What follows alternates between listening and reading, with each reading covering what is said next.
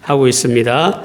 또 이한이가 늘 또 건강하게 잘 자라길 또 기도하겠습니다. 우리 장로님, 권사님 이렇게 또 찬양해 주셨는데 항상 우리가 기억하고 또 기도하도록 하겠습니다. 오늘 말씀을 통해서 성령 충만을 받으라는 제목으로 말씀을 나누고자 합니다.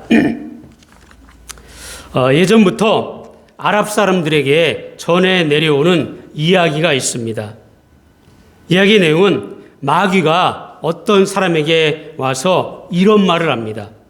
당신에게 앞으로 큰 화가 미칠 것인데 그 큰 잘못된 일을 피하려면 내가 말하는 이 세 가지 가운데 한 가지를 선택해라, 이렇게 이야기합니다. 마귀가 말하기를 하나는 당신의 종 한 사람을 죽이든지 아니면 당신의 아내를 때려서 폭행해라, 아니면 내가 주는 이 큰 술병을 받아 먹어라, 이렇게 세 가지를 제안합니다. 여러분, 어떤 걸 선택하시겠습니까? 종을 죽일 수 있나요? 아내를 때리겠습니까? 가장 쉬운 거, 술 달라고. 그래서 큰 술병을 받아가지고 이걸 다 마시라 그랬습니다. 다 마셨어요. 이제 마시고 나면 어떻게 되죠? 술이 솔솔 올라옵니다. 취했습니다. 취해서 이제 집에 갔는데 아내가 집에서 소파에 앉아서 자고 있는 거예요. 화가 났습니다. 아니, 남편이 들어왔는데 자고 있어? 그래서 아내를 막 때리기 시작했습니다. 그러니까 종이 보니까 주인이 술 먹고 아내를 때리니까 말렸습니다. 그러니까 네가 왜 뭔데 나를 참견하냐? 그러면서 그 종을 죽였다고 합니다. 그러니까 결국에는 어떻게 됐나요? 세 가지가 다 이루어지고 말았습니다. 이 술을 먹으면 사람은 어떻습니까? 실수할 수 있고 모든 어려운 일을 할 수 있다는 것입니다. 이 술 하나면 마귀가 그의 목적을 간단하게 달성할 수 있게 만들었다는 것입니다. 술이 원인이 되어서 모든 죄를 다 짓게 만든다라는 그런 상징적이고 풍자적인 이야기입니다. 오늘 본문 말씀에 보면 술 취하지 말라, 이는 방탕한 것이니 오직 성령의 충만함을 받으라, 이렇게 선포하고 있습니다. 여기에서 술 취하지 말라는 것은 우리가 마시는 이 술만을 이야기하는 것이 아닙니다. 성령 충만과 반대되는 세상적인 모든 것들을 포함하고 있습니다. 오늘 본문의 말씀이 기록된 배경은 이렇습니다. 너희는 이제 그리스도인이 되었지 않았느냐? 그러니 너희는 방탕하게 사는 세상 사람들과 다르게 살아야 하느니라, 이 말씀을 하시면서 오늘 본문 말씀을 주신 것입니다. 또 본문 4장 22절에도 이렇게 말씀합니다. 너희는 유혹의 욕심을 따라서 썩어져가는 옛 습관을, 옛 사람을 벗어버리고 오직 성령으로 새롭게 되어 하나님에 따라 의와 진리와 거룩함으로 새 사람을 받으라라고 말씀합니다. 그래서 이런 세상의 탐욕과 음행과 더러운 말과 이 세상의 어둠에 속한 일에서 벗어나야 된다고 하면서 오늘 우리에게 말씀하는 겁니다. 세월을 아끼라, 때가 악하니라. 그래서 성령 충만함 받아야 된다라고 말씀하고 계시는 것입니다. 어리석은 자가 되지 말고 지혜로운 자가 되어야 한다는 말씀입니다. 마귀의 종이 되지 말고 주님의 뜻이 무엇인지 우리가 분별할 수 있는 그러한 신앙생활을 해야 한다고 말씀합니다. 그래서 술 취하지 말라, 이 한마디로 세상에 속한 여러 가지 잘못된 일에 빠지거나 우리가 유혹되거나 거기에 빠져서는 안 되고 오히려 성령 충만해야 우리가 그 위에 다가오는 그러한 유혹을 이길 수 있다라고 말씀해 주고 계시는 것입니다. 제가 이제 부산에서 사역하다가 서울로 가서 사역을 했다고 말씀을 드렸습니다. 이제 사역을 시작한 지 한 달이 지났는데 담임 목사님이 부릅니다. 목양실에서 올라갔더니 내일이 주일인데 내가 경목위원인데 자네가 가서 군포경찰서 유치장에 가서 예배를 인도하고 오게. 어떻게 하는데 목사님? 그랬더니 그래 말씀을 드렸더니 경찰서 지하에 가면 유치장이 있는데 그곳에 가면 한 10사람 정도 있다고 연락이 왔는데 그 사람들에게 그냥 가서 예배 드리고 오면 되네. 혹시 아는가? 자네 설교 듣고 한 사람이라도 하나님께 돌아올는지. 그러면서 이 권사회 총회장님한테 연락하면 다 준비해 준답니다. 빵도 준비하고 우유도 준비하고 그리고 요청해서 몇 사람 따라와서 예배할 거니까 주일날 1시까지 가서 예배를 드리면 된다고 그렇게 이야기합니다. 그래서 사무실에 내려와가지고 어떻게 예배를 드릴까 고민을 했습니다.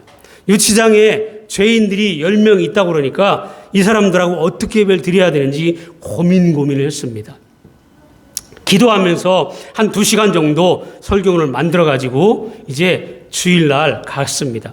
권사님, 이제 주일날 1시 되니까, 12시 반 정도 되니까 권사님이 한 여성분들, 우리 집사님들, 권사님들 한 10명하고 간식을 많이 가지고 오셨어요. 그래서 처음으로 군포경찰서 유치장을 갔습니다. 경찰서 도착해가지고 경문에서 이렇게 해서 왔다니까 안내를 해줍니다. 지하로 데리고 내려가는데 지하 철문을 두드립니다. 그러니까 안에서 경찰이 이제 문을 열어줘요. 열어줘서 계단을 2번 내려가니까 또 철문이 잠겨 있습니다. 그 안에서 정경이 문을 열어줍니다. 계단을 또 지하로 내려가니까 3번 정도 내려가니까 유치장이 나옵니다. 오늘 사진에 저런 모습이 경찰서 유치장입니다. 그러니까 지하에 아주 깊숙이 경찰서마다 저런 유치장이 다 있다는 것입니다. 그렇게 내려가서 보니까 그 앞에 또 경찰이 지키고 있고 그 유치장 안에 한 10명이 들어가 있습니다. 그 10사람을 모아놓고 예배를 드리라는 겁니다. 그래서 그날 준비한 대로 어떻게 하겠습니까? 그래서 찬송가를 부르기는 아무도 안 할 거니까 애국가를 부르자. 그래서 애국가를 준비했습니다. 자, 저는 이제 3번 시민회교회 유석규 목사입니다. 저 여러분과 함께 예배를 드리러 왔습니다. 우리 다 같이 일어나서 예배 드리겠습니다. 그러면서 우리 애국가를 1절 힘차게 부르겠습니다. 그랬더니 그 유치장 안에 있는 사람들이 어떻게 할까요? 애국가 부른다니까 전부 일어났습니다. 그래서 애국가 동해물과 백두산이 마르고 닳도록 하나님이 보호하사 우리나라 만세 이렇게 다 부르고 이제 하나님이 보호하사 우리나라 만세 하나님에 대해서 말씀을 드리겠습니다. 그렇게 하고 이제 복음 전하고 성령 충만해야 우리가 새 사람으로 거듭납니다. 이렇게 한 10분 정도 설교를 하고 빵을 하나씩 다 나눠줬습니다. 제가 이제 하나씩 주면서 예수 믿으세요. 예수 믿으면 죄 용서받고 새 사람 됩니다. 이렇게 다 나눠줬는데 어디에서 불러요. 저요. 저는 2개 더 주세요. 2개 더 드리고 그렇게 하고 이제 예배를 마치고 다 돌아왔습니다. 한 2주 정도 지났는데 교회에 제 앞으로 편지가 왔어요.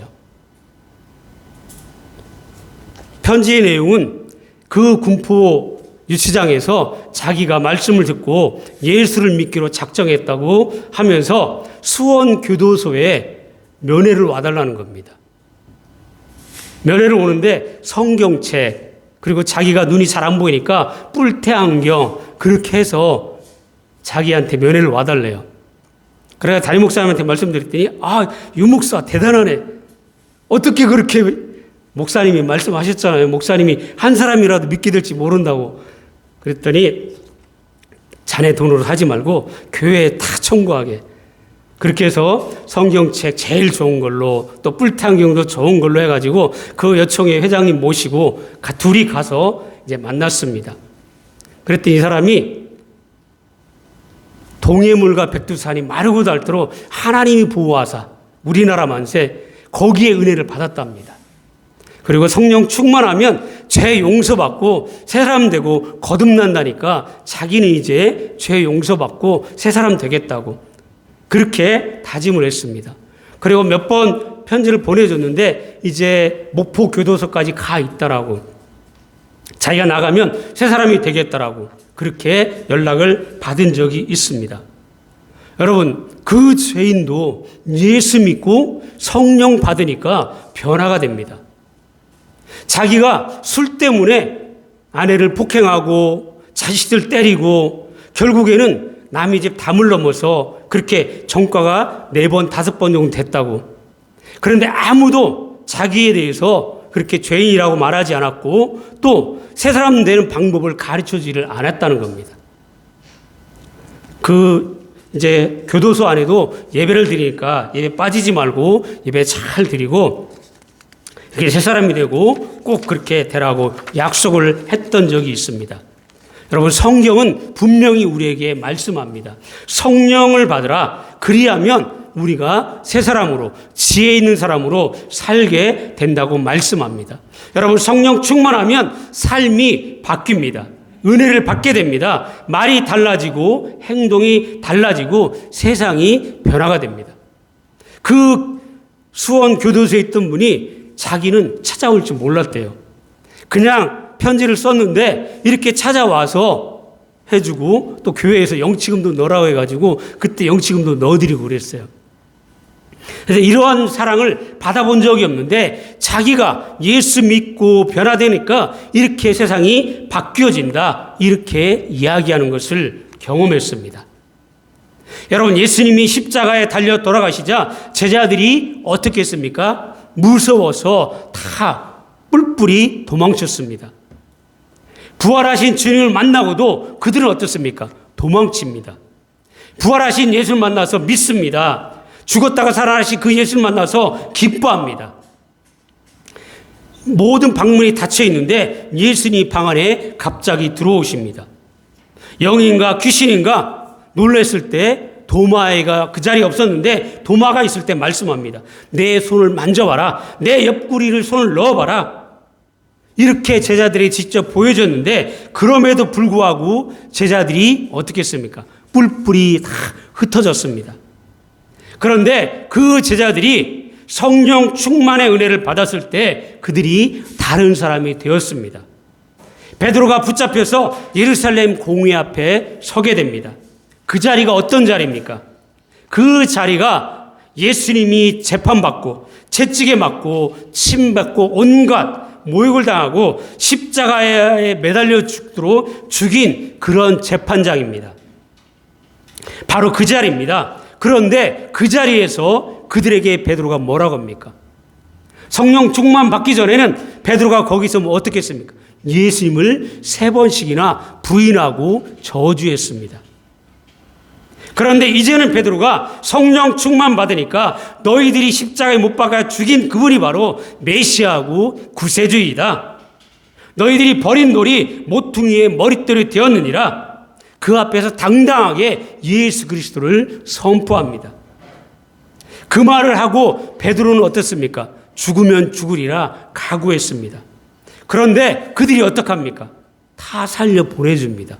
다만 밖에 나가서 예수가 그리스도를 말하지 말라, 그렇게 얘기합니다. 그 겁쟁이 베드로가, 그런데 무서워하여 도망하여 숨어 지내던 이 베드로가 예수님 만나고 성령 충만 받으니까 이런 놀라운 위대한 사도로 변화가 일어나는 것입니다. 사랑하는 여러분, 저와 여러분에게도 이런 성령 충만한 은혜가 부어지게 되기를 주님의 이름으로 간절히 축원을 드립니다. 여러분, 성령 충만의 은혜를 받으면 내 삶이 달라집니다. 변화가 일어납니다. 내 생각하는 것들이 달라집니다. 근심하여 좌절하고 낙심하여 움츠리고 있던 그런 삶에서 벗어나서 감사와 기쁨과 소망이 넘치는 삶을 살 수 있는 비결이 바로 성령 충만에 있는 것입니다.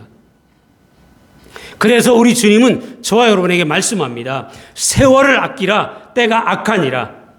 어리석은 자가 되지 말고 오직 지혜 있는 자가 되라. 그리고 술 취하지 말라. 성령 충만함 받으라 이렇게 말씀합니다. 우리의 삶을 완전히 바꿀 수 있는 것이 바로 성령 충만입니다. 그렇다면 성도 여러분, 성령 충만을 어떻게 하면 우리가 받을 수 있을까요? 특별히 오늘 이 성령 충만을 말씀하시면서 술 취한 것과 대비해서 말씀합니다. 다시 말씀드리면 우리가 성령 충만을 받기 위해서는 해야 할 것을 가늠해 볼 수 있습니다. 술 취하려면 어떻게 하면 되죠? 술을 먹으면 됩니다. 그죠?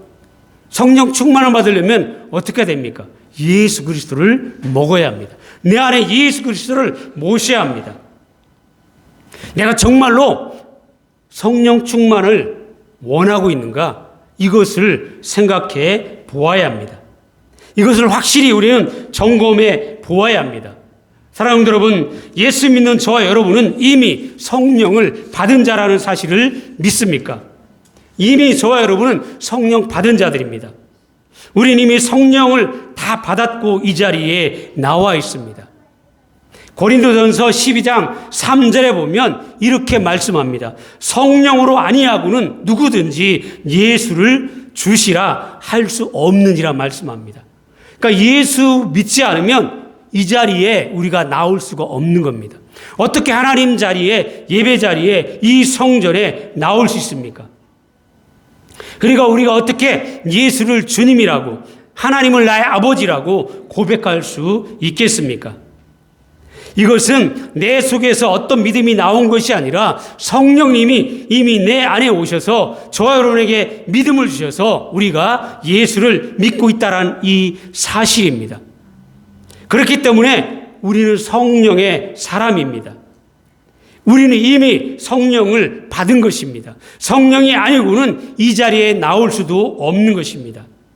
그러나 내가 성령의 역사로 예수 믿고 교회 다니며 신앙생활하고 있다는 것과 성령 충만하다는 것과는 의미가 다릅니다. 그냥 예수 믿는 것과 성령 충만한 삶을 사는 것과는 너무나 다르다는 것입니다. 그런데 성령 충만을 위해서 중요한 것은 성령 충만을 내가 간절히 원해야 한다는 것입니다. 성령 충만하게 살았으면 좋겠다, 이게 아닙니다. 성령 충만하게 해달라고 이거 되는 게 아니라 정말로 마가의 다락방에 모여서 간절히 기도했던 것처럼 우리가 그러한 간절함을 가지고 기도해야 된다는 사실입니다. 여러분, 오순절 마가의 다락방에 성령께서 임하실 때 그냥 임했나요? 아닙니다.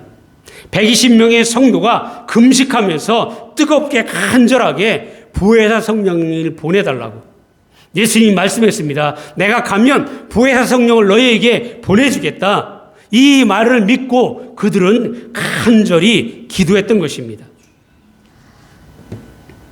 사랑하는 여러분, 우리는 성령 충만함을 위해서 기도해야 합니다. 술 취하지 말고 성령 충만을 받으라. 여러분, 성령 충만을 위한 소원을 가지고 있습니까? 정말 성령 충만을 원하는 간절한 마음이 있습니까? 성령 충만을 사모해야 우리에게 성령이 임하는 것입니다.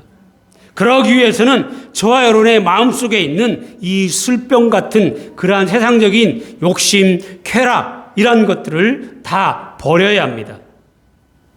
여러분, 술병이 의미하는 것이 무엇이겠습니까? 단순한 술, 그것만이 아닙니다. 쾌락, 괴롭고 답답하고 풀리지 않는 그러한 절망스러운 문제들, 나를 혼란하게 하는 그러한 것들, 이런 것이 우리는 세상적인 그러한 술에 비교되고 있습니다. 잠시 쾌락의 선물을 주는 술이라 세상적인 즐거움으로 마음이 내가 열려 있으면 성령은 나에게 올 수 없는 것입니다. 내가 성령 쪽으로 하나님께 마음을 자꾸 열어야 세상적인 그러한 마음들이 나에게 닫히는 것입니다. 세상으로 열려있는 그 문을 닫고 성령께서 주시는 그 은혜를 사모하면서 성령 충만한 쪽으로 문을 열어놓으면 여러분, 세상적인 것은 자연적으로 닫히게 되는 것입니다.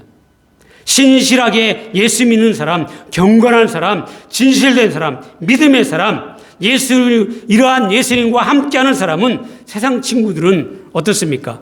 멀어지게 되어 있습니다. 여러분, 그거 두려워하지 말아야 합니다. 그러나 그 세상 친구 붙잡고 있으면 절대로 신앙생활하기 어려워집니다. 믿지 않는 사람들은 뭐라고 합니까? 야, 이 좋은 날에 뭐하러 교회 가니? 놀러 가면 되지. 우리를 유혹합니다.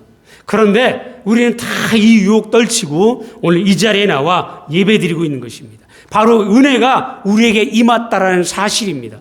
그런데 우리는 교회에 나오는 것이 은혜인데도 이것이 은혜인 줄 모릅니다. 제가 어렸을 때는 토요일 날을 반공일이라고 했어요. 반공휴일. 왜 반공일이라고 그랬냐? 주일을 준비하는 날이다. 그렇게 배웠습니다. 주일날, 반공일날 뭐 합니까? 목욕도 하고 옷을 깨끗하게 입고 가기 위해서 빨기도 하고 또 돈도 세탁하는 걸 봤습니다. 할머니가 돈을 깨끗이 씻어요. 그리고 봉투를 하나 갖다 놓고 연습하는 종이를 가지고 씁니다. 미리. 감사 내용을. 저한테 써달라고 안 합니다. 글씨 옛날 분들 잘 못 쓰잖아요. 그래서 한글도 잘 모르는데도 연습해가지고 써서 헌금을 드립니다. 여러분, 이게 은혜인 거예요. 여러분, 내가 주일날 정말 가서 드리는 찬송, 기도, 이러한 거 하나님이 기뻐 받으신다는 것을 믿으시기 바랍니다. 그래서 예배는 드리는 거예요. 나의 시간을 드리고, 나의 정성을 드리고, 나의 물질을 드리고, 나의 감사를 드리고, 나의 삶을 드리는 것이 바로 예배입니다. 이것이 그냥 되어지는 것이 아니라 내 안에 예수로 충만할 때 되어지는 것입니다. 이러한 곳에 하나님의 은혜가 임한다라는 것을 믿으시기 바랍니다. 여러분, 세상 거 붙잡고 있으면 은혜가 내 안으로 들어오지 않습니다. 두 마음을 품으면 그 두 마음 속에 성령님은 임할 수 없는 것입니다. 여러분, 어떻게 샘이 쓴물과 단물을 같이 낼 수 없는 것입니다. 그러므로 성령 충만을 향해서 사모하는 뜨거운 그런 마음들을 우리가 가지고 있어야 합니다. 성령 충만을 사모하기 위해서는 시간을 들여야 합니다. 물질과 마음과 정성을 다해서 내가 성령 충만을 받고 말겠다라는 이러한 뜨거운 열정이 저와 여러분의 마음속에 있어야 합니다. 어떤 할아버지가 교회에 교회를 늘 하루에 한 번씩 방문합니다. 목사님이 보니까 이 할아버지가 교회 와서 기도하고 가는데 딱 3분만 하고 가더랍니다. 그런데 어느 날부터인가 이 할아버지가 안 오는 거예요. 목사님이 걱정이 돼서 이 할아버지가 왜 안 오는가 알아보니까 이 할아버지가 병원에 입원해 있다고 연락을 받고 신방을 갔습니다. 가서 할아버지 병실에 가보니까 안 계시는 거예요. 의사 선생님 먼저 만났습니다. 이 할아버지 상태가 어떻습니까? 이 할아버지 3개월 안에 돌아가십니다. 암이 온몸에 다 퍼져가지고 이제 3개월밖에 안 남았습니다. 이 이야기를 듣고 이 목사님이 어떻게 위로할까, 어떤 말씀을 전해야 될까 고민하고 있는데 이 할아버지가 싱글벙글하면서 들어옵니다. 아주 기쁜 얼굴로. 그리고 목사님 어떻게 찾아왔습니까? 제가 연락도 안 했는데 예, 소문 듣고 왔습니다. 목사님, 제가 얼마나 기쁜지 아십니까? 왜 기쁜데요? 그러면서 기쁜 내용을 묻기 전에 목사님 물었습니다. 할아버지, 제가 한 가지만 묻고 대답해달라고. 왜 교회에 와서 3분 만에 갔냐고. 그게 제일 궁금했다고. 그랬더니 나는 예수 믿은 지 얼마 안 돼서 기도할 줄 몰라서 딱 3마디만 하고 갔답니다. 하나님, 나 왔습니다. 하나님, 나 갑니다. 내일 또 올게요. 이 3가지만 기도하고 갔대요. 그런데 자기가 3개월 시한부 인생 받고 내가 병실에 누워있으면 예수님이 찾아온답니다. 얘야, 나 왔다. 나 간다. 내일 또 올게. 이 이야기를 매일매일 주님이 들려주신다는 거예요. 그래서 자기는 너무 기뻐가지고 병실에 있는 모든 사람들한테 복음 전한다는 겁니다. 여러분, 이 할아버지가 돌아가셨을까요? 아닙니다. 한 달 만에 퇴원해가지고 교회에 다시 열심히 신앙생활을 하셨답니다. 여러분, 이 할아버지가 성령 충만함을 받게 되니까 변화가 되고 오히려 하나님께서 역사하셔서 그러한 일들이 일어나는 것입니다. 우리가 정말 뜨겁게 열심히 감사함으로 신앙생활하면 저와 여러분의 입술에 감사가 넘치게 된다는 것을 믿으시기 바랍니다. 늘 불평과 원망하고 세상적으로 낙심하고 좌절하고 주저앉아 있으면 우리에게 무엇이 찾아옵니까? 우울증, 정신병들이 다 찾아옵니다. 그러나 우리가 성령적으로 주님의 마음을 열어놓고 주님을 모시면 우리에게는 그러한 기적들이, 은혜가 일어난다는 것을 믿으시기 바랍니다. 이 은혜를 우리 주님은 저와 여러분에게 부어 주시기를 원하십니다. 예수님이 십자가를 지시고 부활하신 6월절 이후에 50일이 지난 오순절날 120명의 성도가 뜨겁게 간절히 기도할 때 성령이 임하셨습니다. 그때 교회가 탄생한 날입니다. 그래서 오늘 우리가 성령 강림절로 지키는 것입니다. 성령을 사모하고 기도하던 120명의 성도들이 비둘기같이 불의 해와 같이 임하신 성령 충만을 받았던 것처럼 우리 모두가 이 성령 충만의 은혜를 받고 성령에 의해서 저 여러분의 삶 속에 감사와 기쁨이 넘치는 그러한 인생으로 변화가 일어나게 되기를 주님의 이름으로 간절히 축원을 드립니다. 사랑하는 여러분, 우리 모두가 성령 충만하면 얼마나 좋을까요? 아무리 험한 세상이라고 할지라도 성령 충만하기만 하면 그 어떤 것이 문제가 되지 않습니다. 이 세상이 너무나 악합니다. 어려움도 많습니다. 내가 계획한 대로 되지 않습니다. 악한 영들이 그 어느 때보다도 우리들을 유혹합니다. 성경은 분명히 말씀합니다. 때가 악하니라 세월을 아끼라 지혜 있는 자가 되라. 여러분, 내 자신의 문제, 가정도 어렵고 비자 문제도 해결되지 않고 또 직장 일하는 것도 해결되지 않고 온 몸은 일에서 아파옵니다. 그러나 이러한 모든 문제를 하나님께 맡기시기 바랍니다. 성령 충만 받도록 기도하시기 바랍니다. 하늘과 땅의 권세를 가지신 예수님께서 승천하시면서 이렇게 말씀하셨습니다.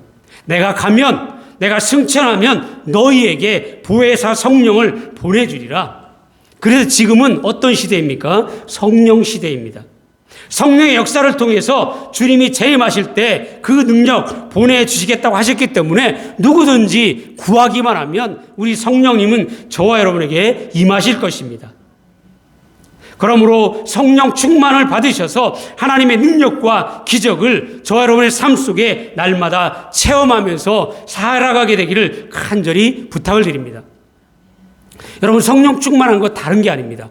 내 삶에 감사가 있고 기쁨이 있고 은혜가 넘치면 이것이 성령 충만한 것입니다. 오히려 반대로 좌절하고 슬퍼하고 낙심하고 괴로워하는 것은 내가 성령 충만한 것이 아닌 것입니다. 그러한 삶에서 내 마음을 자꾸 변화시켜야 됩니다. 그러면 내 삶 속에 하나님이 살아계시는 것입니다. 이런 성령 충만한 성도가 되어서 이민의 힘든 삶 속에서 언제나 감사와 기쁨이 넘치는 성령 충만한 성도가 되기를 주님의 이름으로 간절히 축원을 드립니다. 아멘. 하나님 아버지, 감사합니다. 나 같은 죄인을